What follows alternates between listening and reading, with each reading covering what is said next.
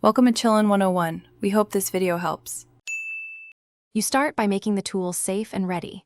First, remove the drill battery or unplug the cord to avoid accidental start. Next, choose the right hex shank adapter for the right angle attachment so it seats fully in the drill chuck. That prevents wobble. Once done, thread the attachment onto the adapter until it clicks or tightens. Make sure the locking mechanism engages. You do this because a secure connection reduces runout and keeps bits from walking when you begin drilling. You now focus on controlling torque and maintaining alignment. Start at low speed and use a pilot hole when possible. That guides the bit and lowers startup torque. Apply steady, moderate pressure. Too much causes binding, too little lets the bit wander.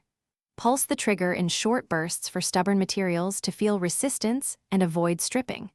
Hold the drill close to the attachment's housing to reduce leverage. You do this because control prevents kickback and keeps the bit square to the work.